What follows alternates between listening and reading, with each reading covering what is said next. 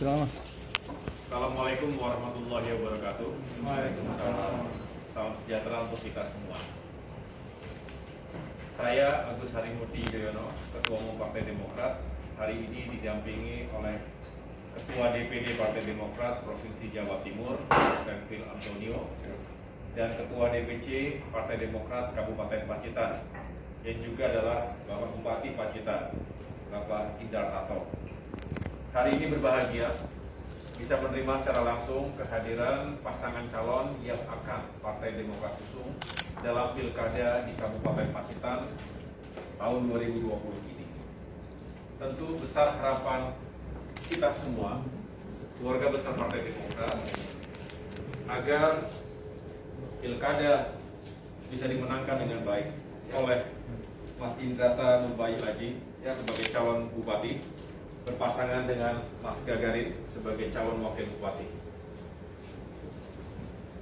Saya dan kita semua berharap segala hal yang telah dicapai oleh Bapak Bupati selama 10 tahun terakhir ini, segala hal yang baik bisa dilanjutkan dan ditingkatkan.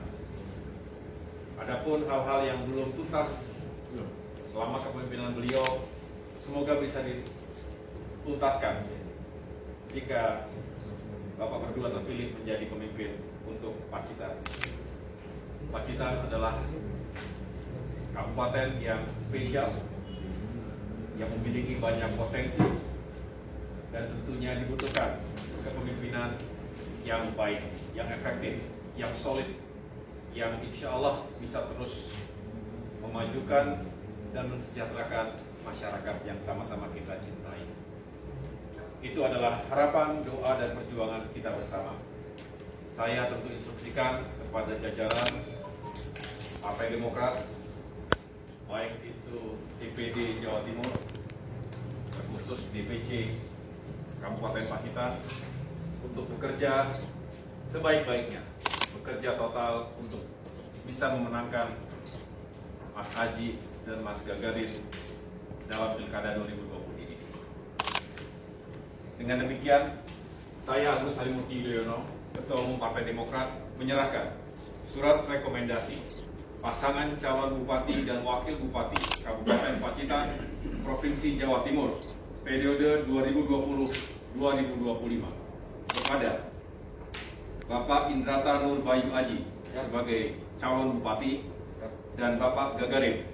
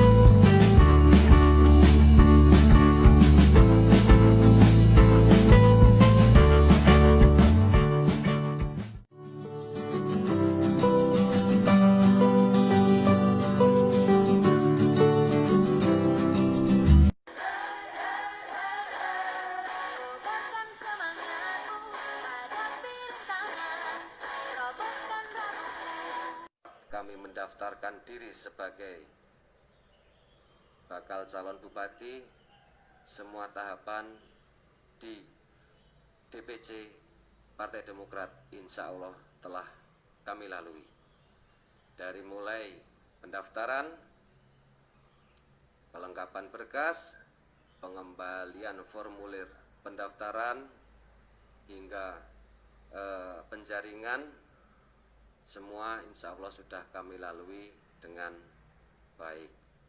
Dan alhamdulillah beberapa waktu kemarin kami juga sudah dipanggil oleh Bapilu dari DPP Partai Demokrat di Jakarta untuk mendapatkan pengarahan dan lain sebagainya.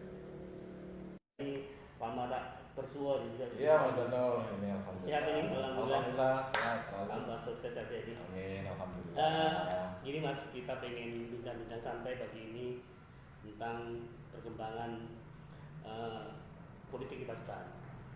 Nah ini kabarnya kan Mas Aji dapat rekom dari DPP dan ada beberapa non dari Demokrat yang dikolaborasi dengan Mas Aji. Berikut Mas, statementnya ini. Ya, terima kasih Mas Danur. Saya kira ini pertanyaan yang ditunggu-tunggu ya oleh banyak orang, oleh masyarakat, para pemerhati, para tokoh, bahkan oleh para penggiat politik, terutama di partai politik. Terkait dengan pilkada di Kabupaten Pacitan, memang kita mengalami sebuah proses yang cukup panjang karena adanya virus pandemi COVID-19. Kita mengalami sebuah penundaan yang awalnya kita September, kemudian kita ditunda lagi tanggal 9 Desember 2020, tentu membutuhkan sebuah energi yang cukup panjang.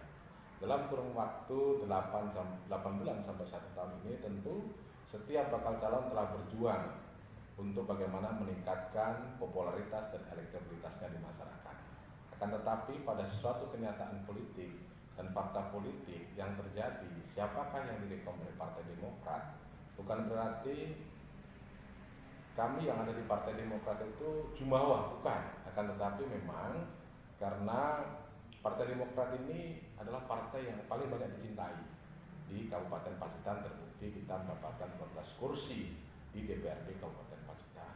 Oleh karena itu maka kaitannya dengan Pilkada 2020, rekom Partai Demokrat apabila yang diisukan sekarang ini katakanlah Mas Aji kemudian bergandengan dengan Pak Gagarin, saya kira itu ya sah-sah saja karena dinamika politik itu ya kita tidak pernah tahu ending akhirnya. Kalau ending akhirnya adalah Pak Aji dan Pak Gagarin, tentunya ya harus disyukuri oleh seluruh masyarakat Pacitan. Semua tentu yang diputuskan oleh DPP Partai Demokrat adalah yang terbaik. Jadi bukan persoalan kita Partai Demokrat takut misalnya dengan Pak Gagarin atau apa dan sebagainya, bukan. Tapi semua demi bagaimana menjaga stabilitas politik. Kalau stabilitas politik di Pacitan bisa terjaga, maka otomatis ekonomi dan kesejahteraan masyarakat dapat tercapai dengan baik. Begitu Mas Dono. Begini, saya tanya tentang kenapa Mas Aji itu yang berkembang di masyarakat adalah survei. Kita kan tahu bahwa di internal Demokrat sendiri melakukan beberapa survei ya, prosesnya beberapa survei. Surveinya seperti apa sih untuk Mas Aji sendiri? Ya, syukur alhamdulillah. Saya memang ini tidak bisa membuka data secara langsung ya. Tapi kemudian hari mungkin bisa lah. Kalau survei di Partai Demokrat, syukur alhamdulillah survei partai di internal kami itu dari seluruh bakal calon, ini yang paling tertinggi adalah Mas Indra Tanur Bayu Adi. Dan beliau layak, saya kira tidak ada istilah katakanlah politik dinasti. Karena memang Mas Indra Tanur Bayu Adi ini berproses mulai jauh hari, mulai tahun 2009. Dulu juga mau digandengkan dengan Pak Indartato 2 periode yang lalu. Kan tapi ya karena mungkin dulu masih muda, butuh berproses dan sebagainya, akhirnya berproseslah beliau tahun 2009 sampai sekarang tahun 2020 yang sekarang juga menjabat sebagai ketua DPRD. Artinya sebuah proses di politik itu sudah dilalui sekian tahun, bahkan menjadi anggota DPR sudah 30. Hal ini sudah tidak bisa dibantah oleh siapapun yang ngomong bahwa Mas Aji tidak berpengalaman, Mas Aji dinasti dan sebagainya. Itu saya kira sudah tidak bisa terbantahkan lagi bahwa bukan persoalan dinasti, bukan persoalan muda, tapi pengalaman sudah cukup luar biasa. Artinya ada pengalaman di bidang legislatif lah ya. Lumayan juga kemudian terjun di politik ya. Betul. Pengalamannya itu modal dasar untuk maju ya itu. Betul Mas Dono, siap. Ketika dikolaborasikan dengan non demokrat Pak Gagarin, itu petanya politik kedepannya ketika sama-sama maju, bagaimana peluang kemenangan dan bagaimana itu kompetitornya di luar kali ini? Ya, saya kira peluangnya akan ini ya.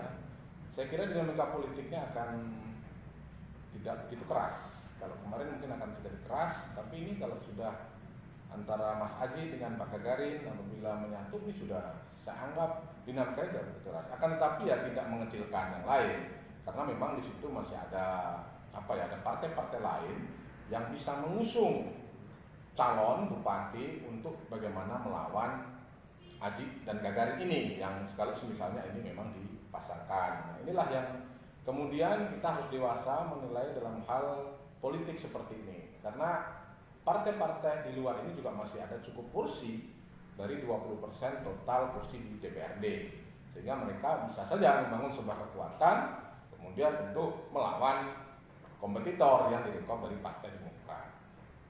Kalau Mas Arief ini cukup yakin sekali ketika nanti Mas Aji dengan Pak Gagarin dipasangkan, bagaimana nih? Ya, saya tidak mau jumawa Yeah. dan merendahkan.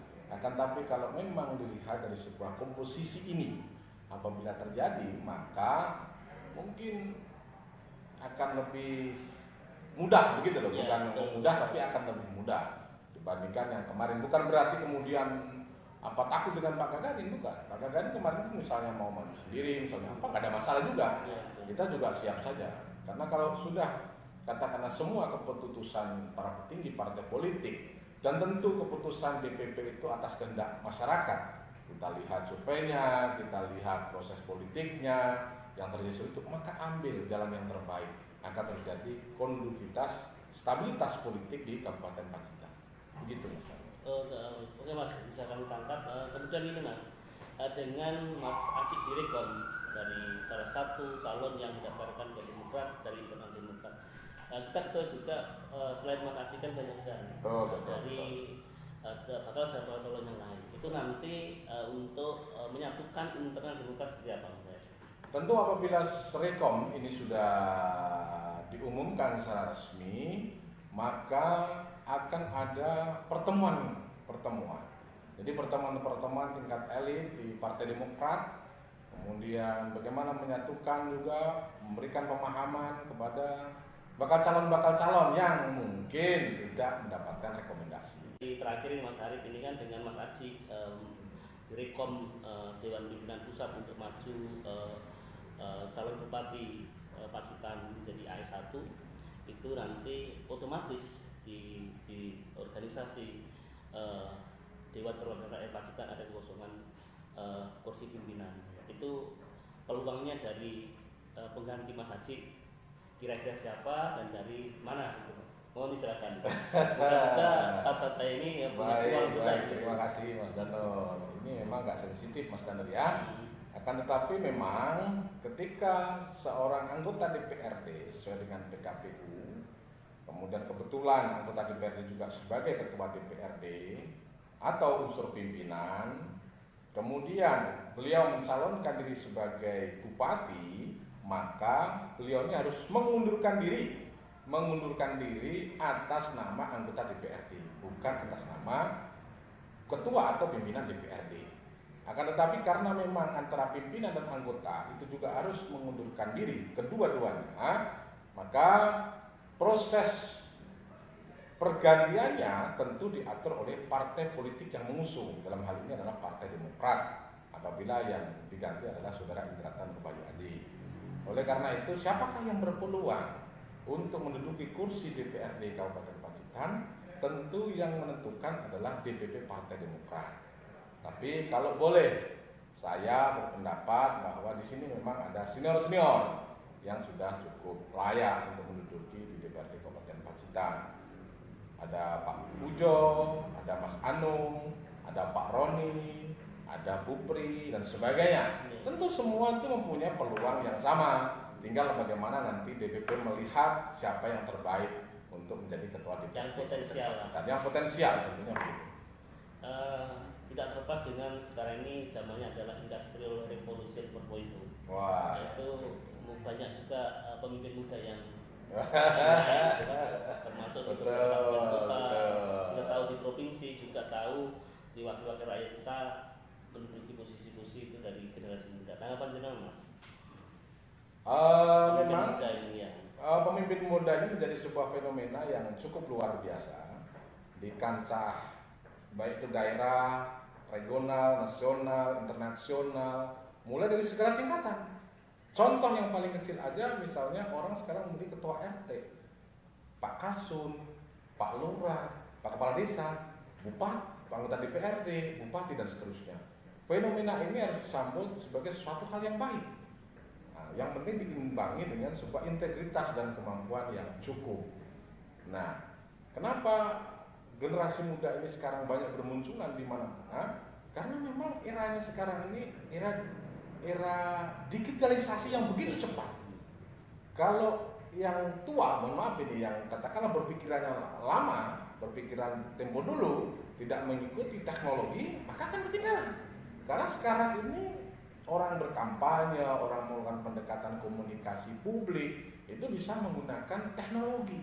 Kalau sudah teknologi ketinggalan, maka yang muda itu yang lebih cepat.